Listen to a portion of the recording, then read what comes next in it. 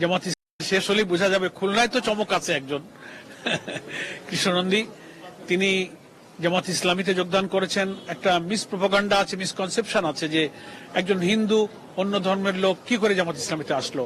আমাদের গঠনতন্ত্রেই ভিন্ন ধর্ম অবলম্বীদেরকে জামাত ইসলামীর রাজনৈতিক, অর্থনৈতিক, সামাজিক কর্মসূচি সমর্থন করলে, একটা ন্যায় ইনসাফের সমাজ প্রতিষ্ঠার আকাঙ্ক্ষা থাকলে তিনি জামাত ইসলামীতে যোগদান করতে পারেন। তার অর্থ এই না যে তাকে ধর্ম পরিবর্তন করতে হবে।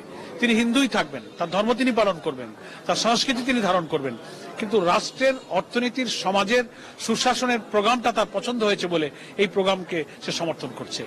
তো জামাত ইসলামী হিন্দু কমিউনিটিকে তারা পার্লামেন্টে রিপ্রেজেন্ট করবে, হিন্দুদের অধিকারের কথা তারা পার্লামেন্টে বলবে। সেজন্য ইসলাম যে সব ধর্মের অধিকারের কথা বলে, এটা শুধু মুখে যে আমরা বলি না, কাজও করি। সেজন্য জামাত ইসলামী সম্মানিত আমির ডক্টর শফিকুর রহমান হিন্দু প্রার্থীকে মনোনয়ন দিয়ে এটাই আমরা প্রমাণ করছি যে that is the beauty of Islam. আমরা যা বলি, আমরা কাজও তা করি।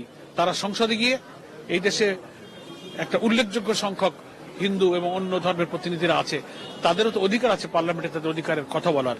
সেজন্য আমরা তাকে মনোনয়ন দিয়েছি।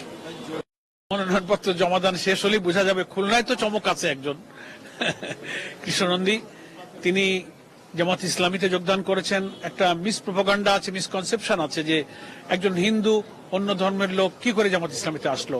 আমাদের গঠনতন্ত্রেই ভিন্ন ধর্ম অবলম্বীদেরকে জামাত ইসলামীর রাজনৈতিক, অর্থনৈতিক, সামাজিক কর্মসূচি সমর্থন করলে, একটা ন্যায় ইনসাফের সমাজ প্রতিষ্ঠার আকাঙ্ক্ষা থাকলে তিনি জামাত ইসলামীতে যোগদান করতে পারেন।